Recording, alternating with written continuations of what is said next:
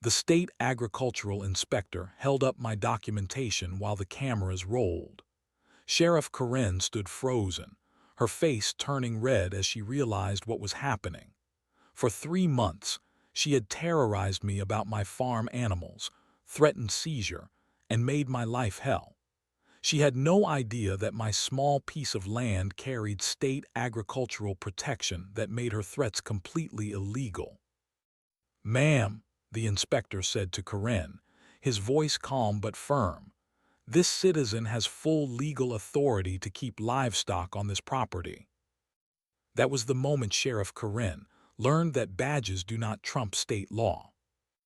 I moved to this quiet piece of land 3 years ago, seeking the kind of peace you cannot find in the city. 5 acres of rolling pasture, a small barn, and a farmhouse that had seen better days but felt like home the moment I walked through the door. The morning routine became my meditation. Feed the chickens first, then the goats, and finally check on Wilbur, my pet pig who thought he was a dog. The chickens would scatter across the yard, pecking at bugs and making soft clucking sounds that filled the air with contentment. My 3 goats, Bella, Max, and Daisy, would bleat their good morning greetings from their pen, eager for fresh hay and scratches behind the ears. Wilbur would grunt and snort his happiness when I appeared with his breakfast bucket. This was not some random hobby farm. I had done everything by the book. The county agricultural office had inspected my setup twice. My land carried proper agricultural designation under state law, which meant I had every legal right to keep livestock. The permits were filed, the inspections passed, and the documentation stored safely in my filing cabinet. But apparently, someone in town did not appreciate my peaceful morning routine. I first noticed Sheriff Karen during my second week of living here. Her patrol car would cruise past my property slowly, windows down, her eyes scanning my animals like she was looking for something wrong. At first, I thought it was just routine patrol work. Small towns have their rhythms, and maybe checking on new residents was part of hers. The slow drive-bys became more frequent. Every few days, then every other day, then daily. I would see her white patrol car creeping past my gate, and each time she would stare a little longer at my chickens roaming the yard or my goats grazing in their pen. Something about her attention made my stomach uneasy, but I pushed the feeling away. I was a law-abiding citizen living on my own property with legally permitted animals. What could possibly be wrong with that? I should have trusted my instincts. The gravel crunched under heavy boots as Sheriff Karen stepped out of her patrol car that Tuesday morning. I was in the chicken coop collecting eggs when I heard her car door slam with authority. The chickens scattered in all directions, sensing tension in the air before I even looked up. "Sir, I need to speak with you," she called out, her hand resting casually on her weapon holster. I walked over with my basket of eggs, trying to keep my voice friendly. "Good morning, officer. How can I help you?" "I have received multiple complaints about illegal farm animals on this property," she said, not bothering with pleasantries. "You are in violation of city ordinances, and I need you to remove these animals immediately." My heart skipped. "I am sorry, but I think there might be some confusion. This land has agricultural designation. I have all the proper permits for my livestock." Karen cut me off with a wave of her hand. "I do not care what papers you think you have. This is not zoned for farm animals, and neighbors are complaining about the noise and smell." I set down my egg basket and walked toward the house. "Let me get my documentation. I think you will see that everything is completely legal." "Sir, do not walk away from me when I am speaking to you," she snapped. I stopped and turned back. "I am just getting my permits to show you. They are right inside." "I am telling you right now that you have 48 hours to remove these animals, or I will have them seized, and you will face charges for violating city ordinances." The authority in her voice was absolute, but something felt wrong, very wrong. I had researched agricultural law extensively before moving here.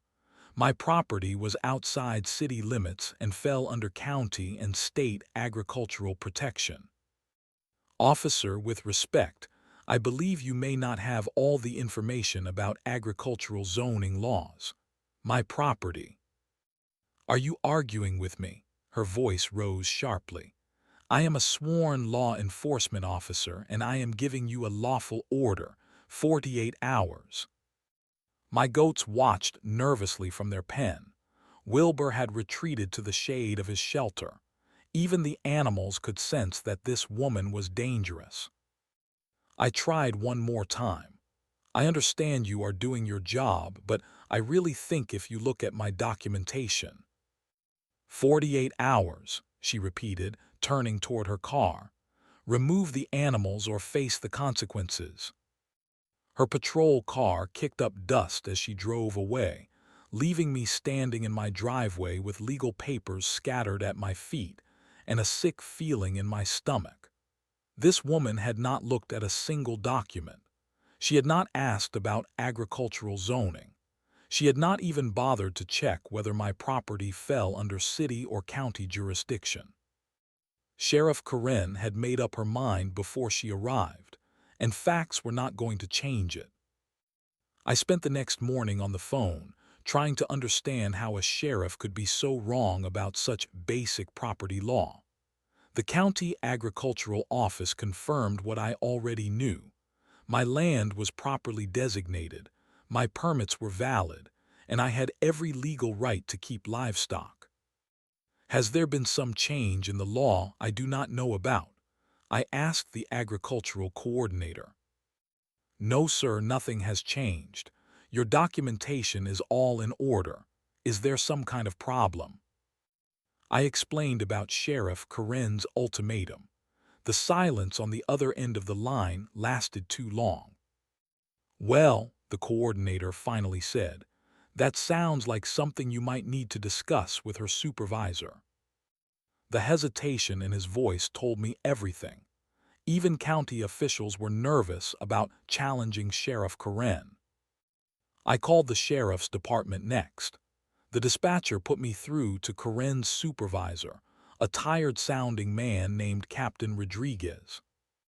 "Captain, I need to discuss a situation with one of your officers. She has ordered me to remove legally permitted livestock from my agriculturally zoned property." "What officer are we talking about?" "Sheriff Karen. She gave me 48 hours to remove my animals or face seizure and charges." Another long pause. "Sir, I am sure there is just some miscommunication here. Sheriff Karen is very experienced with property disputes. Maybe you could show her your documentation." I tried to show her documentation. She refused to look at it. "Well, I will make a note of your call. Is there anything else?" The dismissal was clear. Captain Rodriguez had no intention of questioning Sheriff Karen's authority, regardless of whether she was right or wrong. I tried calling back twice more that day. The first time, I was told Captain Rodriguez was in a meeting. The second time, I was told he was out on patrol. By evening, I realized that no one in the sheriff's department was going to help me. The system I had trusted to protect law-abiding citizens was designed to protect those who carried badges, even when they were completely wrong. That night, I sat in my kitchen surrounded by agricultural permits, zoning documents, and state law printouts. Everything confirmed my legal right to keep animals on my property, but none of it mattered if the person with the badge refused to acknowledge facts. I looked out my window at Bella, Max, and Daisy sleeping peacefully in their shelter. In 36 hours, Sheriff Karen planned to seize them based on laws that did not exist. Something had to be done. 3 patrol cars pulled into my driveway the next afternoon. Sheriff Karen stepped out of the lead vehicle like she was raiding a drug cartel instead of visiting a small farm with 3 goats and some chickens. 2 deputies flanked her, looking uncomfortable, while an animal control officer lingered near his truck. My neighbors had gathered at their property lines, drawn by the spectacle of multiple police vehicles. Mrs. Henderson from next door stood in her garden, pretending to water plants while obviously watching every move. "Sir, this is your final warning," Karen announced loudly, clearly performing for the growing audience. "These animals are in violation of city ordinances, and you have failed to comply with lawful orders." I walked out with my folder of documentation. "Officer, please just look at these permits. My property has state agricultural protection." "I am not interested in whatever fake papers you have printed off the internet," she said, her voice carrying across the yard for everyone to hear. "Tom, start loading the chickens." The animal control officer hesitated.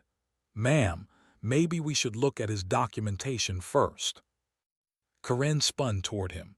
"Tom, I am giving you a direct order. Load those animals." One of the deputies stepped closer to me. "Sir, you need to step back and let us do our job."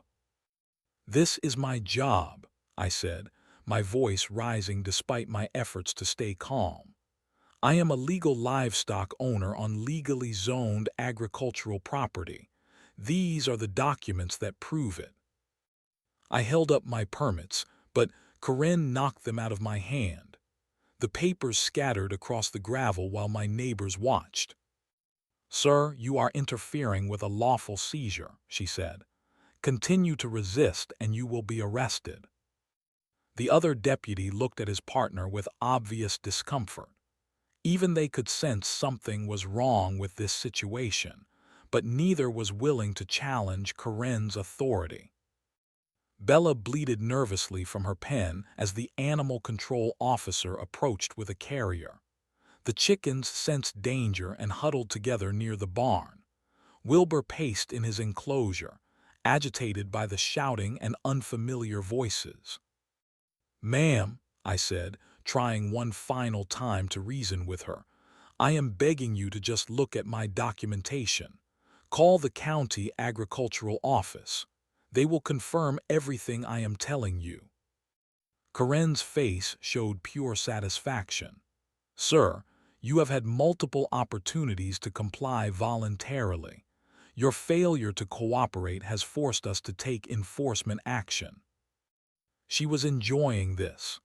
The power, the public humiliation, the absolute control over someone who could not fight back. This had nothing to do with law enforcement and everything to do with her personal satisfaction.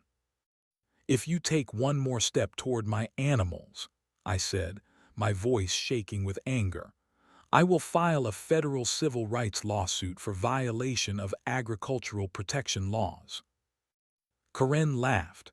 "Sir, you can file whatever you want. I am a sworn law enforcement officer acting under legal authority. Now step aside or you will be arrested for obstruction." The deputies moved closer, their hands near their handcuffs. My neighbors continued watching from a safe distance. The animal control officer stood frozen, clearly uncomfortable with seizing legally owned animals but unwilling to disobey Karen's direct orders. In that moment, I realized Sheriff Karen would never stop. She had made this personal and she would continue escalating until she achieved complete victory. Facts did not matter. Law did not matter. Only her authority mattered. "Fine," I said, stepping back. "Take them. But I want it on record that you are seizing legally owned livestock from legally zoned agricultural property without cause." Karen's smile widened. "Your objection is noted." As they loaded my animals into carriers, Mrs. Henderson shook her head in disapproval. Other neighbors whispered among themselves, clearly uncomfortable with what they were witnessing but unsure what to believe. The patrol cars drove away with my animals, leaving me standing alone in my driveway. The silence felt overwhelming after months of morning routines filled with clucking, bleating, and snorting.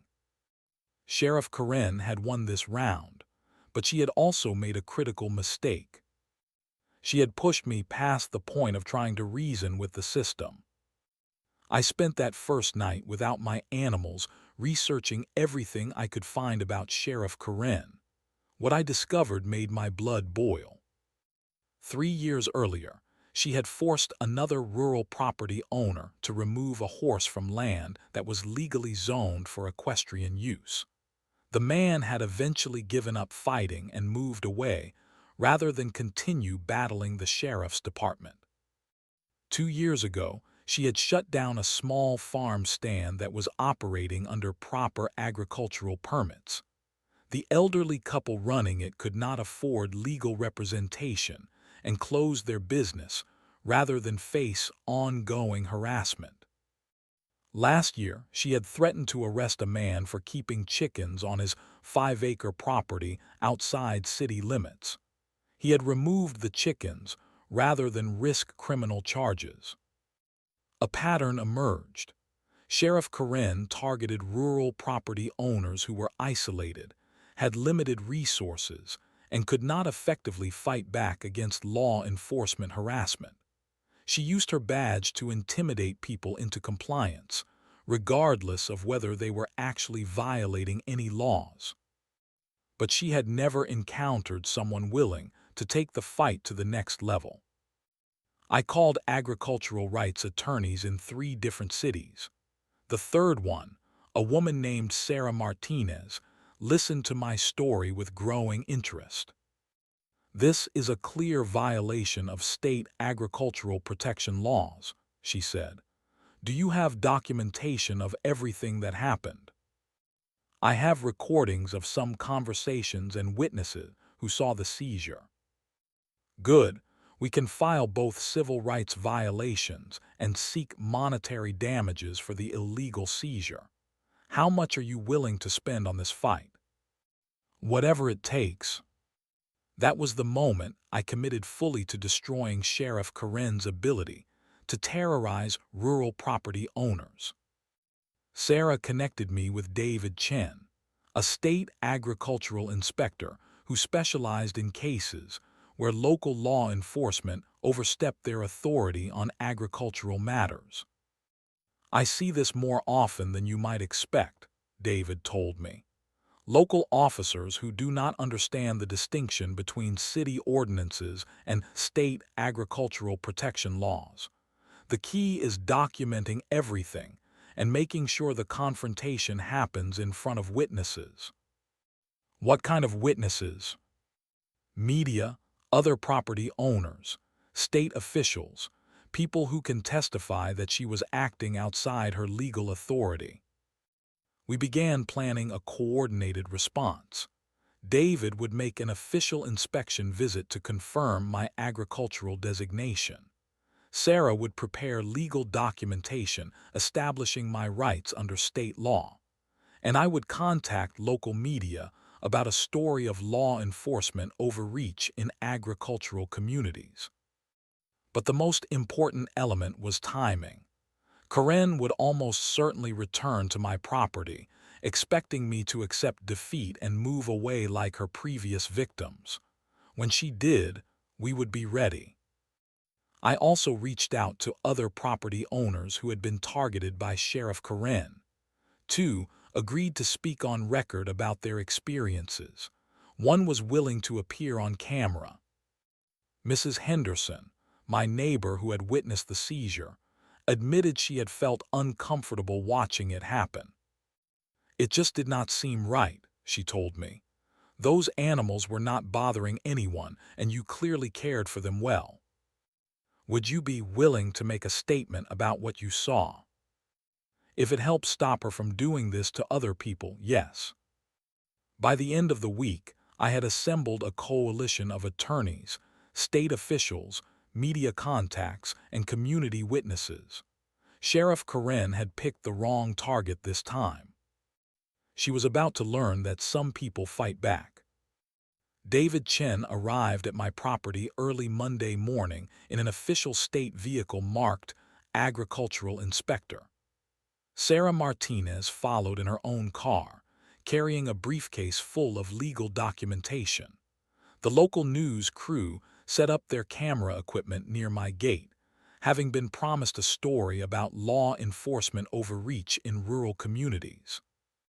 "Are you certain she will come back?" Sarah asked. "Absolutely. She will want to make sure I have not replaced the animals or found some way around her orders. Control freaks always check their work." David walked my property line with an official measuring device, documenting the agricultural designation that Sheriff Karen had refused to acknowledge. Every measurement confirmed what I already knew. My land was properly zoned and legally protected for livestock use. "This is textbook agricultural protection territory," he said. "Any seizure conducted here without agricultural violations would be completely illegal." The news reporter, a sharp young woman named Jessica Torres, interviewed me about the seizure while her cameraman captured footage of my empty animal enclosures. "So Sheriff Karen took your legally owned animals from legally zoned agricultural property without reviewing your permits?" Jessica asked. "That is correct. She refused to look at any documentation and threatened arrest when I tried to show her my agricultural designation." "Have you been able to get your animals back?" "Not yet. They are still being held at the county animal facility despite having no legal basis for the seizure." Jessica made notes while her cameraman filmed the empty chicken coop and goat pen. The visual evidence of the seizure would be powerful when the story aired. My phone buzzed with a text from Mrs. Henderson. "Sheriff Karen just drove past your house twice. Looks like she is coming back." "Perfect timing." "Everyone get ready," I called out. "She is about to arrive." David positioned himself near the official agricultural boundary markers he had installed that morning. Sarah arranged her legal documents on the hood of her car where they would be clearly visible. Jessica and her cameraman took positions that would capture the entire confrontation. I felt remarkably calm. For weeks, I had been the victim of Karen's power trip, struggling to understand why the system would not protect me. Now I was in control, with state law on my side and witnesses to document everything that happened. The white patrol car appeared at the end of my driveway, moving slowly as Karen surveyed the scene. I could see her confusion through the windshield as she registered the state vehicle, the news camera, and the cluster of official-looking people on my property. She pulled in anyway, either too committed to back down or too arrogant to recognize the trap she was walking into. The car door slammed with less authority than usual. Sheriff Karen stepped out, her hand instinctively moving toward her weapon when she saw the camera pointed in her direction. "What is going on here?" she demanded. David stepped forward, his state credentials clearly visible on his uniform. "Ma'am, I am David Chen, State Agricultural Inspector. I am conducting an official review of this property's agricultural designation and livestock permits." Karen's face flushed red. "This property does not have agricultural designation. I have already seized illegal animals from this location." "Ma'am, I have just completed a comprehensive inspection. This property carries full state agricultural protection, and all livestock permits are valid and current." Jessica stepped forward with her microphone.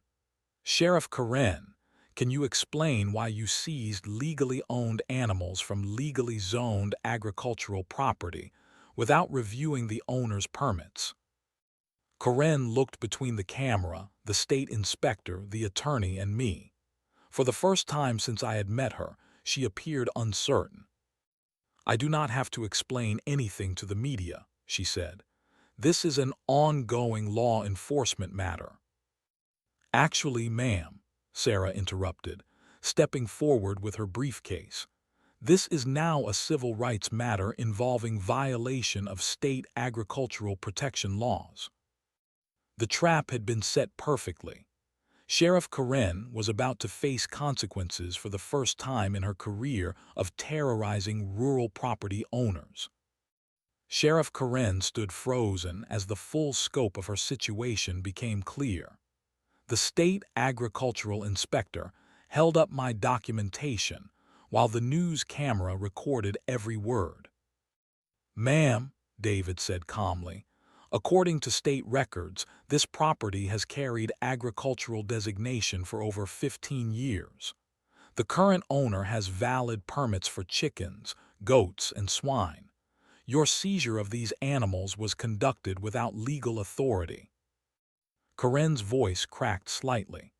"I received complaints from neighbors about violations of city ordinances." "Ma'am, this property is outside city limits and falls under county and state jurisdiction. City ordinances do not apply here." Jessica Torres stepped closer with her microphone. "Sheriff Karen, did you review the property owner's agricultural permits before ordering the seizure?" "I do not have to justify my actions to the media." "But you do have to justify them to state agricultural authorities," David interrupted. "Ma'am, you have illegally seized livestock from protected agricultural property. This is a serious violation of state law." I watched Karen's face cycle through confusion, anger, and dawning panic. She had built her authority on intimidating people who could not fight back. Now she faced a state inspector who outranked her, an attorney who knew agricultural law better than she did, and a news camera documenting her ignorance for public broadcast. "The animals were creating a public nuisance," she said desperately. Sarah opened her briefcase and pulled out a thick folder. "Sheriff, I have statements from 6 neighbors confirming that no noise complaints were ever filed about these animals. I also have documentation showing you have conducted similar illegal seizures from other agricultural properties in this county." The color drained from Karen's face. She had not expected anyone to investigate her pattern of harassment.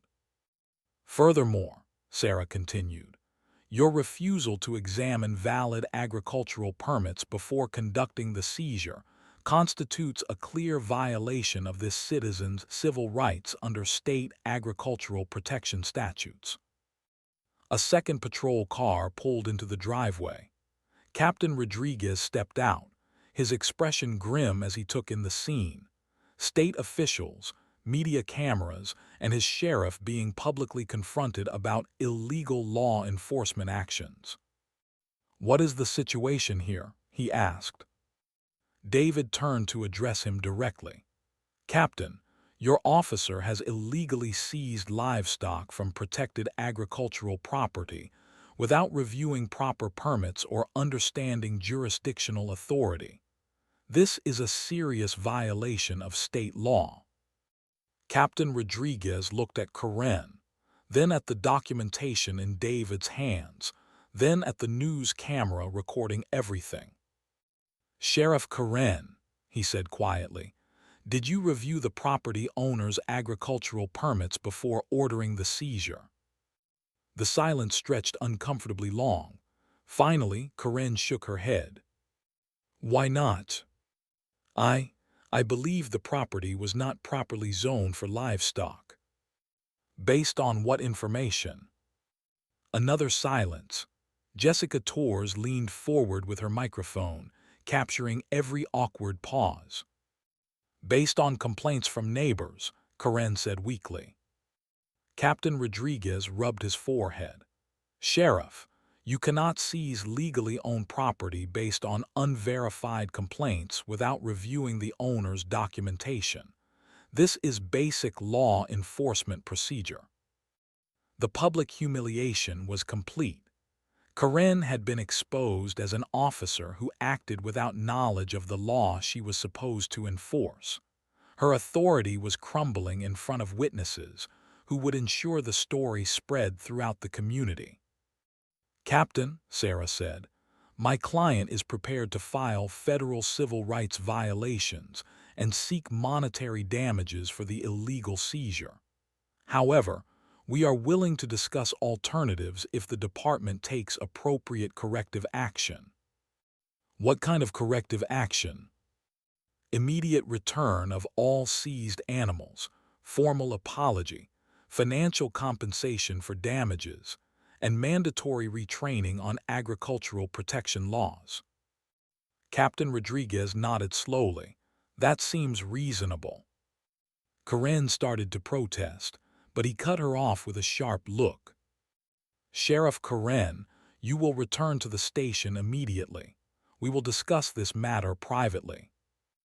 As the patrol cars drove away, Jessica Torres conducted follow-up interviews with David and Sarah about agricultural rights and law enforcement overreach. The story would air that evening, exposing Karen's abuse of authority to the entire community. Mrs. Henderson walked over from her property line. "I am glad you fought back," she said. "What she did was wrong and everyone could see it." For the first time in weeks, I felt the satisfaction of justice being served. Sheriff Karen's reign of terror over rural property owners was about to end very publicly.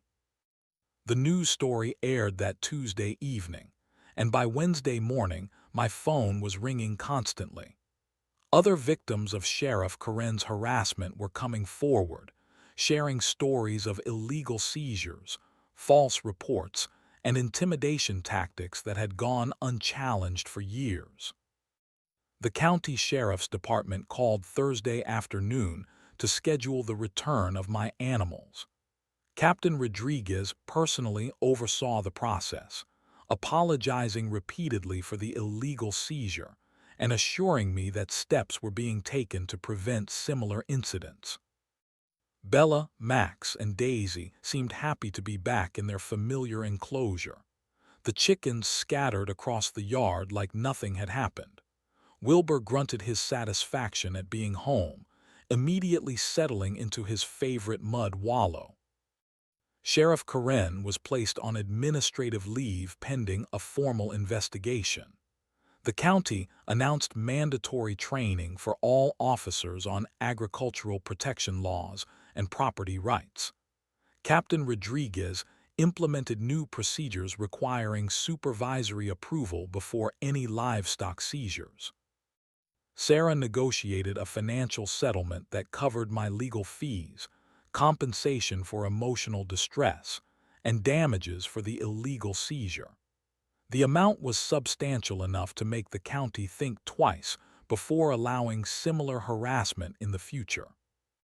More importantly, the story sparked a county-wide conversation about law enforcement accountability and the rights of rural property owners. 3 other victims of Karen's harassment filed formal complaints, creating a paper trail that would prevent her from returning to patrol duties.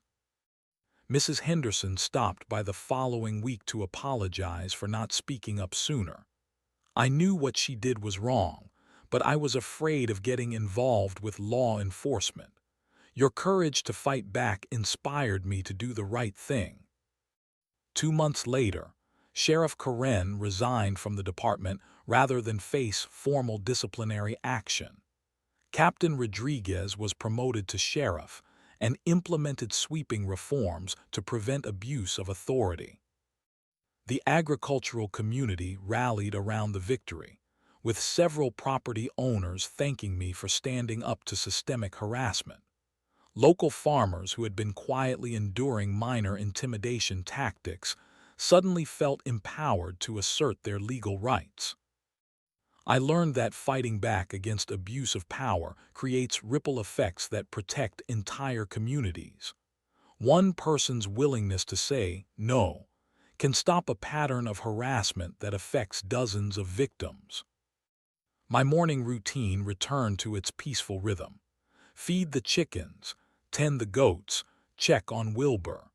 The sounds of contented animals fill the air while I sip coffee and watch the sunrise over my legally protected agricultural property. Sometimes justice requires more than being right. It requires being willing to fight for what is right, even when the system seems stacked against you. Sheriff Karen learned that badges do not trump state law. More importantly, she learned that some people will not be intimidated into surrendering their legal rights. The land is quiet now, protected by more than permits and documentation.